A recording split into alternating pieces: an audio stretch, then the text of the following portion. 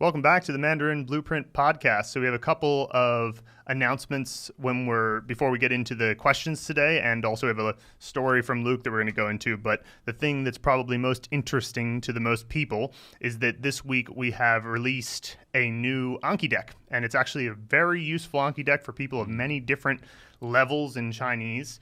And that's because of how we've broken it down. But it's called Conversation Connectors. So, Luke, you were the one who initially really wanted to do this. So maybe you could talk a little bit about why this deck is awesome. Yeah, so I saw this on, it was Anthony Lauder's website. I think this is a guy that specializes in Czech, or at least he did at the time. And the term Conversation Connectors is his idea, I believe. And I've also seen it on... Benny, the Irish polyglot, the Irish guy who speaks a lot of languages, fluent in 3 months, that website that he runs.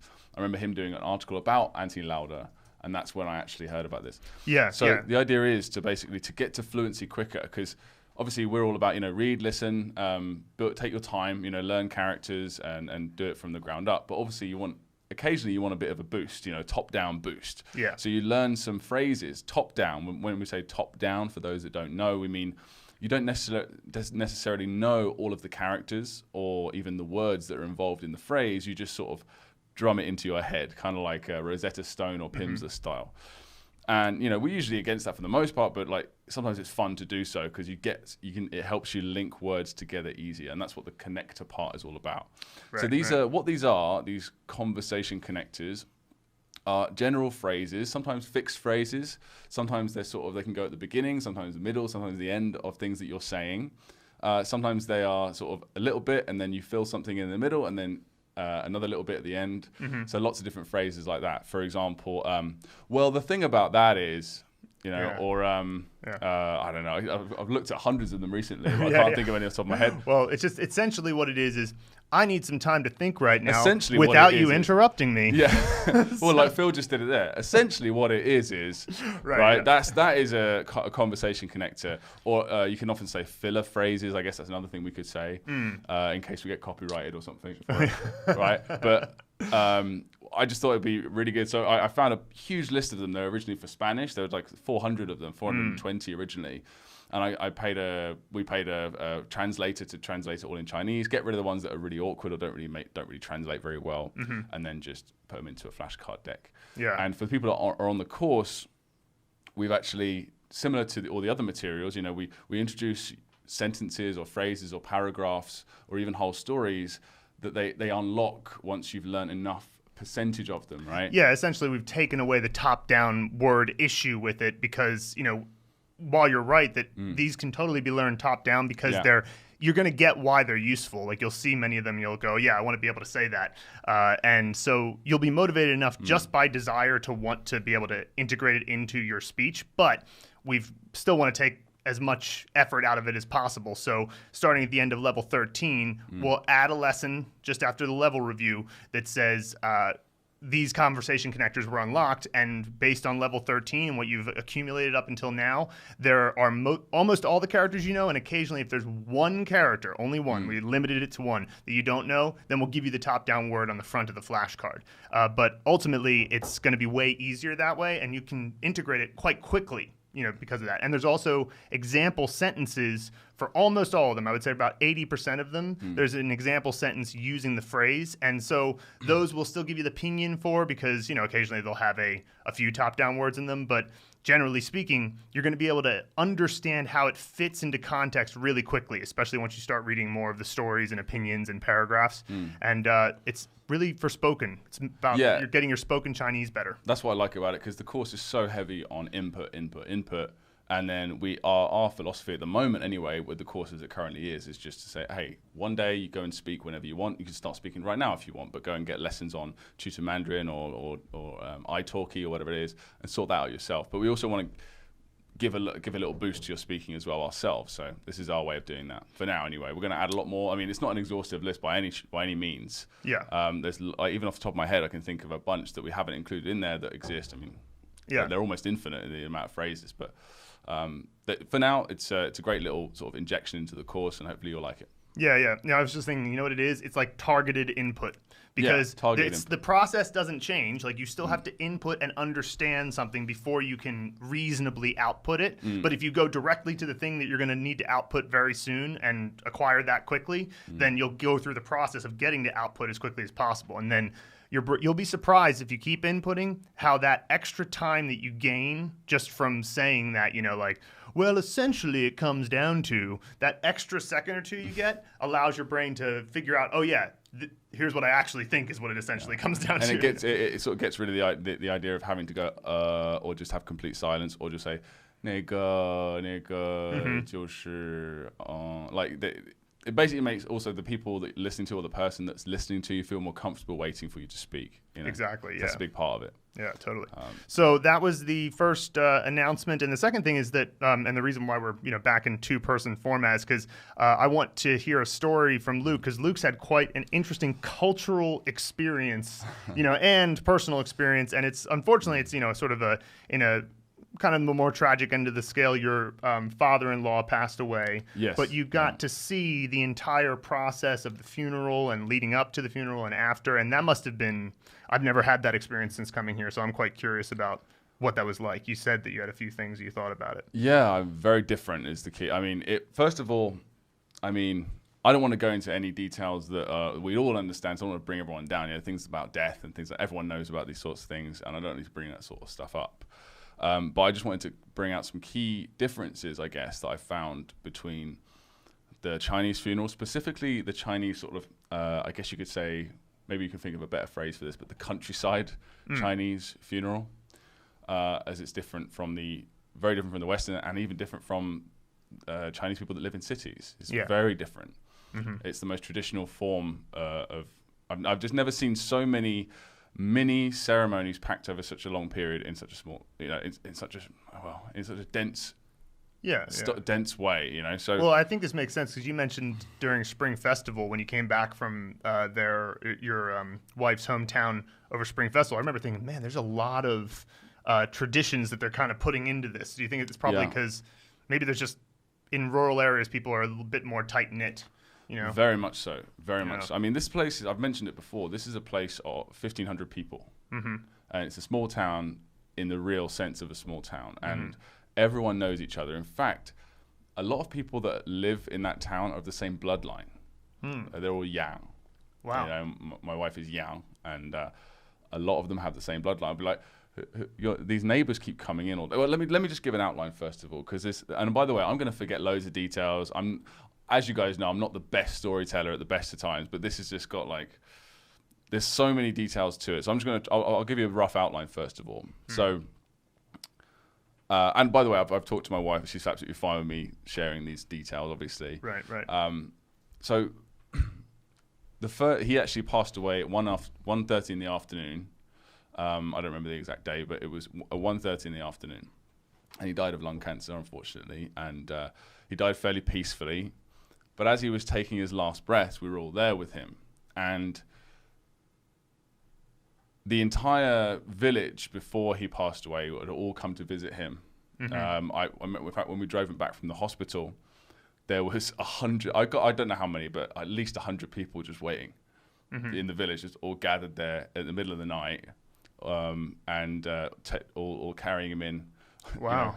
So it was pretty intense that way. So, and obviously he passed away, and as he was taking his final breath, everyone was washing him with a flannel, and making sure he was clean. And as he took his last breath, they immediately put these sort of traditional clothes on him. Yeah. Just dressed. It was, and I was there helping, and just to prop him up as they put on the shirts and the jacket, and just about 5 layers of all these different clothes.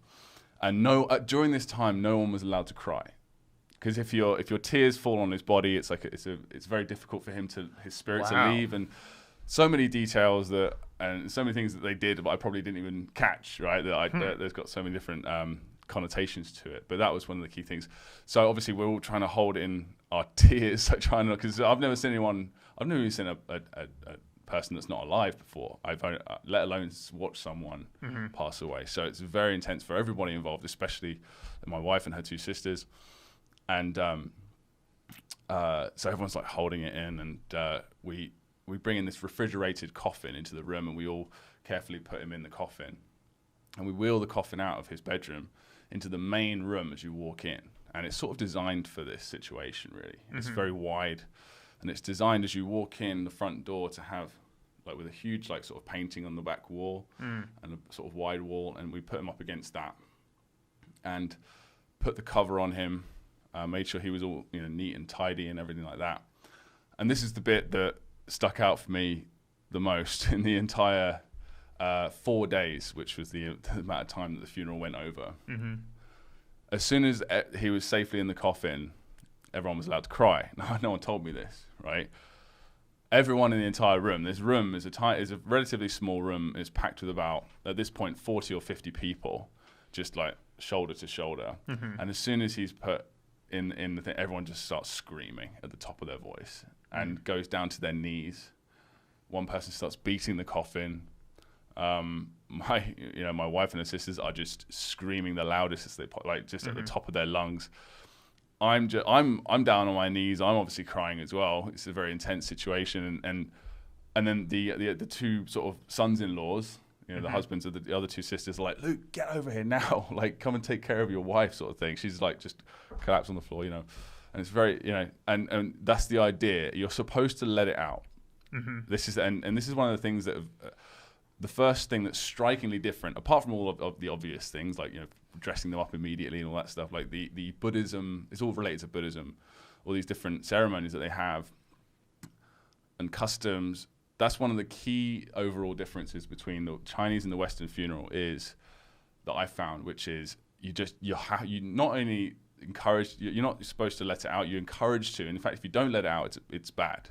You know, and you have to do it a lot. Well, but after being told to restrain it, because like when you first told me about this, I was like, no one's allowed to, like, they were very serious about, if you're going to cry, get out. If you're going to cry, get out, because you can't cry right now. Yeah, and you know, I don't know if this is the reasoning behind it. I mean, obviously the story is because spirits and whatever, but that's basically just the story. I think the reasoning behind it might be that it's like, well, who wants to see their family crying in their last moments, right? So it's passed away at this point. Well, yeah, okay. So like, but basically it's like if you overshoot, you go, okay, until we're in this point, there's no way possible that this person will see their family members in pain towards the end. But then they recognize, but you can't just do that forever. So as soon as this is the moment, okay, that's the moment you let it go. That's amazing. It's like the transition from being sort of from passed away to being ready for the spirit world, sort of like dressing him up and stuff like that. So once that's ready, okay, now you can let it out, and everyone let it out big time. And then, you know, everyone sort of leaves the room, and then we have to start dressing up into these, start putting on these white sort of clothes.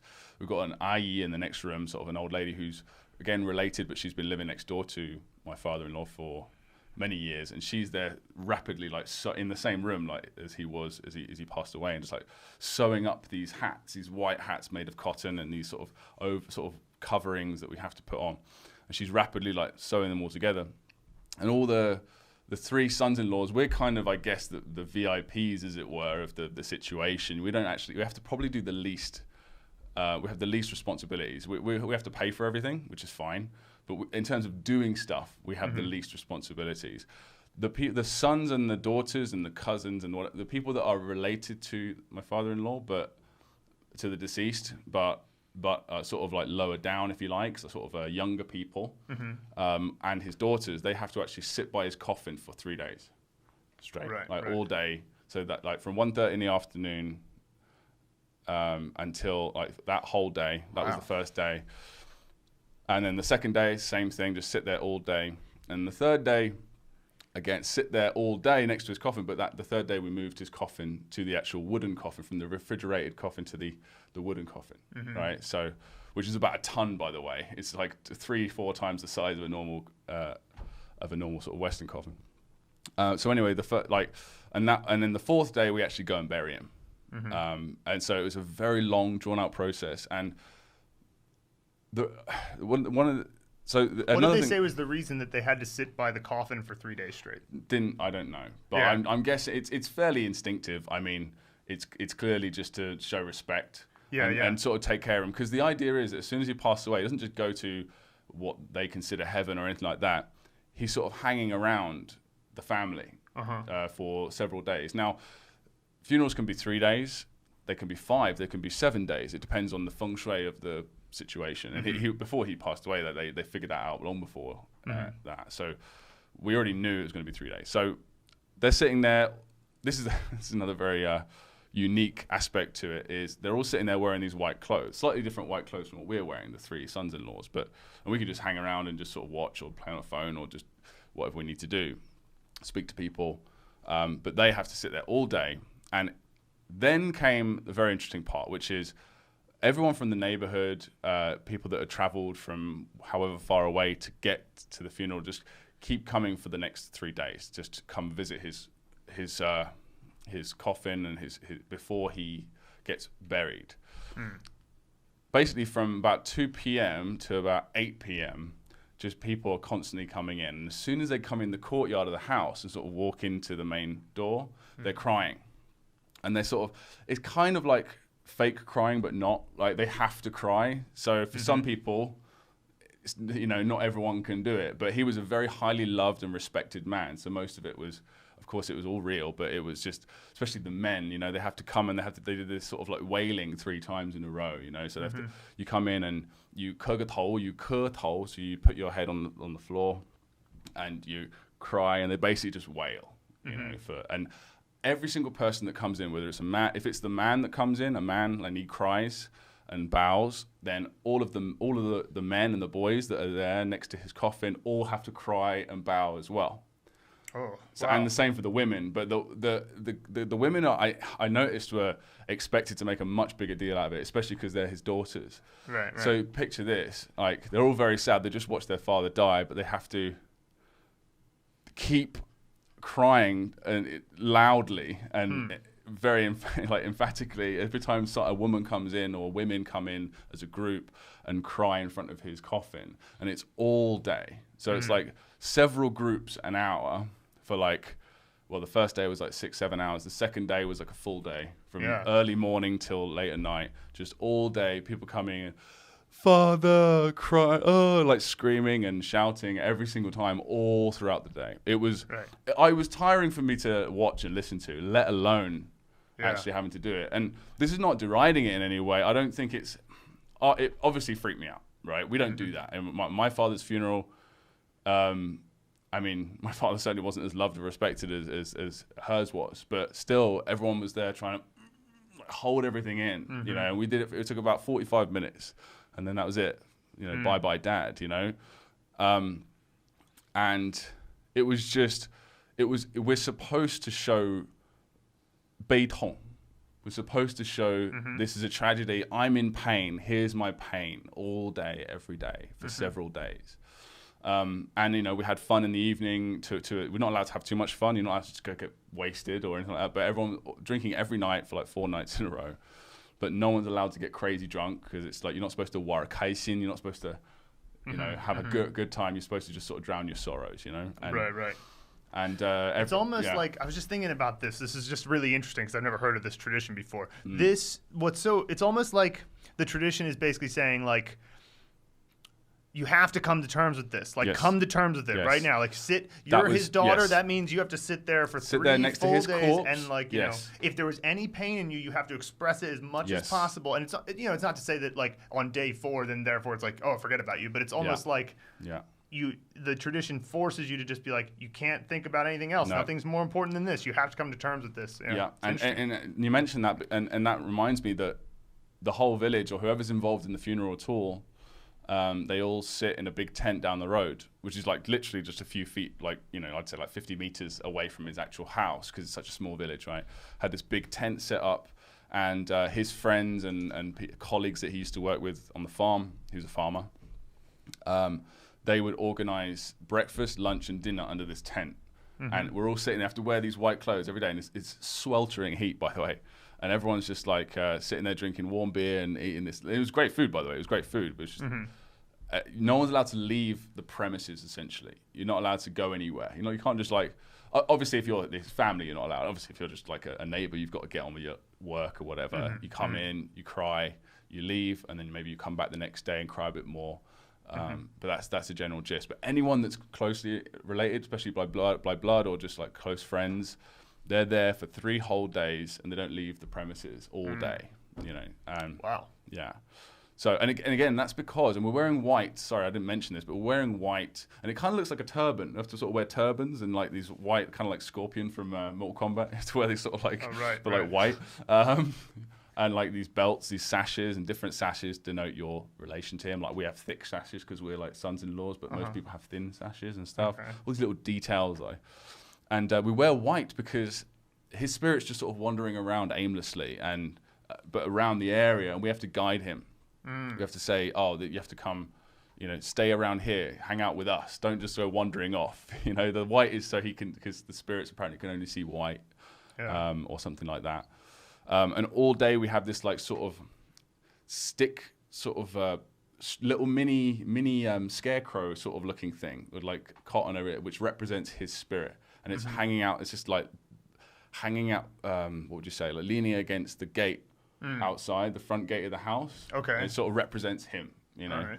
So on the final day, that was the day where we moved. By the way, every day we wake up at like 4 a.m. and we set off fireworks, burn money, fake, well not real money, fake money. Like you can look it up online. It's just like sort of thin paper that you burn in, and it's one dish. Which is, by the way, to give him money to. Basically, essentially, it's similar to like the river Styx, pay the toll to get across, or have money in the afterlife. I think that's more the one actually. The latter is like pay just to be rich in the afterlife. And on the 3rd day, that's when we take his refrigerated coffin, and we wheel it out in the morning, and we put it next to the wooden coffin. We don't put him in it yet, though. We just put him next to it, and again plug it in, make sure it's refrigerated, and it's just going to sit outside in a tent right next to where we were eating for the previous 2 days. And that morning we all wear white, and again we don't really have to do this as the sons-in-laws, but we followed sort of like a parade or a concession, is it? Like a group of people, including my wife and her sisters and everyone else. There's probably about 20 other people all dressed in white with these hats. They basically play this traditional music and walk up the road about 200 meters and then sit next to this and kneel down next to the main road, burn a load of money, and all start screaming, crying on their knees again. And this is just because it's the final day. His spirit's been wandering around for a few days, so it's all to just be like, okay, this is the final day, Dad. Follow us, we'll guide you. So they walk up the road and they walk back down again, all the while playing this loud music, setting off fireworks constantly, of course, and then take him sort of back to where the coffin is again. Lead him back there, and you go back there, and it's all set up with a lovely picture of him, and all these sweets and chocolates and all this food next to the wooden coffin. And it's more of the same, but just outside this time. It's just all bowing every day. But this day was a little bit different because I had a certain responsibility, along with the other 2 sons-in-laws, to make a special kind of bow. And they were very serious about this because I've been pretty good at exercise my entire life. Did like martial arts, dancing, all that sort of stuff. So it wasn't really a big deal to me. But they were like, "You've got to do 4 bows tomorrow, and it's a very special kind of bow. You don't have to do it." They're all very nice to me, by the way. This is another key thing. Sorry, I keep forgetting stuff, but they were very nice to me in a way that, and this is why I love my wife's family so much. In fact, one of the guys actually turned around to me because I had to like curtole a lot, and he's like, "If you don't like to bow to other people in your culture, we'll figure something out for you. You can do something else. You can nod or something like that. We'll figure it out." Like, no, I can bow. It's fine. We're not that full of ourselves. And there's this special sort of style of bowing, right? I can't really do it with this camera. You probably can't see, but it's basically like. You sort of like, you're there and you got to sort of lean over and scoop up and sort of come up here. And then you sort of like carefully get down your knee in a special way, and then you sort of curtole. You actually touch your head to the floor. You get up and you do this again, and then that's 1. And you do that 4 times. For those of you who are only on audio, what would be required of core strength to do that, and like also getting your head to hit the floor, that would be tough. It was all right. It was all right. But like. I actually practiced it, and the second night, the night before, they were like, my other father, because my wife's foster father, who's actually the brother of her real father, so her uncle. It's complicated, but anyway, he's her dad too, right? He's like, why don't you, like, because the mum's sitting there and she is wrecked, obviously, right? But she's wrecked in the way of like, she's spent her whole life just serving this man, you know? She doesn't, you know, she's a very sweet lady who's done nothing else but love and care for this guy. And now he's gone. And so she's sitting there sort of burning money, sort of not really speaking. So he's trying to like, you know, spice, you know, just, what would you say? Like, just cheer her up a little bit. And you're like, Luke, why don't you show us that bow? And I did it like just pretty much perfectly, because it's a piece of piss, really. It's not that hard. It's actually pretty easy. Right? And, but I did it 4 times, and I did it properly. And I turned around, this woman's crying. And it was so sweet. She was like, you did that so well. You know, my husband would be really proud. Blah, blah. And I was just like, great. Oh, great. I got to help a little bit. So anyway, the next day, again, hundreds of people, at least 200-300 people out there in the streets. Towards the end of the day, we've just like moved his refrigerated coffin into the real coffin using a crane. It's this whole big deal. Look at like, the close family will look at his face one last time before they put him away. And then we walk up the street a little bit before we head to the actual burial site. And we're all supposed to do this 4-bow thing. And I was getting a bit nervous still, because there's so many people watching, right? And I was wondering how because as people were doing it, everyone's just taking the piss out of them. It's so funny, like, because they're sort of joking, and they're all Northerners. Like, you got to remember, right? Northerners really they're kind of like British people in a way, like to make fun of each other, and you know, just we call it taking the piss, basically. And I did not expect that at all, because everything's been so solemn the entire time, no smiling, except when we're eating together. Yeah. And then suddenly it's like everyone's out there ready to start bowing to this guy, right? And again, like before we did all this thing, like the second son-in-law, the middle one, he kept saying to me, he's like, people might laugh at you. In fact, they probably will laugh at you, but they're not laughing at you, sort of make fun of you because you're a foreigner. Like they make fun of everyone, right? And he kept saying this very emphatically. Like, they're not taking the piss out of you because of who you are. It was very sweet, you know. And I didn't think they would anyway, because I know these people. But I did not expect this. It turns out I was the only one that they didn't take the piss out of. Oh yeah. Yeah. So the 2 sons-in-laws went first. I'm the youngest one, so I go last. And they do their thing, and the second son-in-law goes, and someone actually pulls his leg out as he goes to bow. Oh my god! And they're like, no, you're not allowed to do that. Don't do that. You know, stop pulling legs. Like, and I went to go, and the old men. There's always these very old men who are like conducting and hosting the ceremonies, and he's like, you don't need to do it. You don't need to do it. Not because you're not allowed to. It's just like, no, we're not going to make you embarrass yourself to do that. We know that you. They were just, I got to keep saying this, I got to keep making this very clear. Like, the fact that I was even participating in everything, they were just so happy about. The fact that I was drinking with everyone, and in the evenings, even when I could go to bed or play on my phone or watch a movie or whatever it is, I was still hanging out with everyone, eating barbecue and drinking and hosting the other people that were responsible for organizing the funeral and thanking them and all this stuff. They were just so happy I was doing all that I was even there.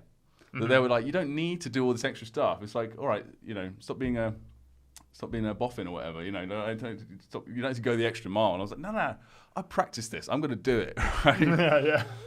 So I did it fine. Didn't fall over.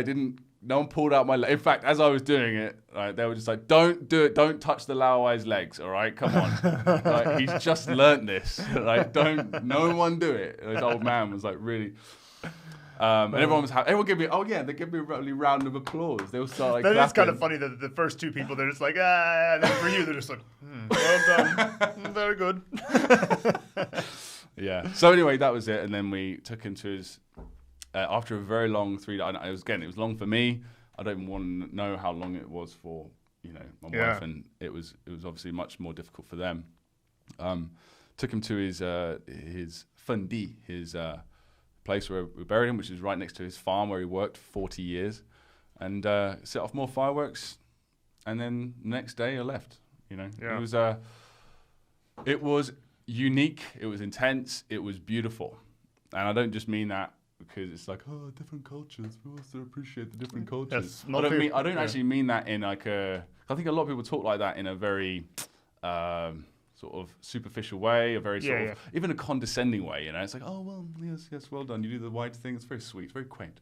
No, it was actually, it was beautiful, and the way they do it, I think I genuinely have a huge amount of respect for the amount of respect they give, not just to the deceased, but each other. Just ceremonies, traditions. We don't have that anymore, or at least I certainly don't. And I think that's dying in our culture in a huge way. It already has to a large degree. And it was awesome to witness. So. Yeah. Well, it's definitely, I think death is a bit of a culture transcending type of thing, because it's like everybody has to deal with it. It's something that's deeper than culture. I mean, like we've been having to deal with the deaths of family members way deeper than society, into our history. So it makes sense. And I mean, the what's on top of it, the way that they do the customs, sure, that'll be different, but it's like it's so clearly over something that's very universal amongst all people, and just something we all got to deal with. But it's amazing to see it in another context. But I got to say, I did turn around to my wife, and I was like, "So she's your cousin? How many cousins do you have? Or how many brothers? How many sisters? All this stuff." She was like 50 or something. I was like, do we have to fly here every time for 3, 5, 7 days? She said probably not. So that's a good thing. Yeah. It was very so. Yeah, wow. So, well, listen. Actually, here's what I think we should do. This is a great story. I think let's make this a separate podcast and just release it as just a standalone podcast, and then we'll do the other customer service question in a different podcast. We'll make sure we get out the customer service one as soon as it's ready to go. But just as a reminder to everyone, we mentioned the conversation connectors at the beginning. There's a link in the description for a page where you can get one that is available to the public. For those of you on the course, you're going to get it anyway. But for those of you not in the course, first of all, what are you doing with your life? But second of all, you can check out the link below. Such a good salesman. Yeah. What are you, stupid? What are you doing? See, I knew that was what they taught in sales school. All right, cool. So let's wrap it up here. And thanks for sharing that, Luke. That was really. Well, I hope it didn't bring anyone down too much. I hope it was enlightening to some extent. Fascinating. And thanks guys for listening.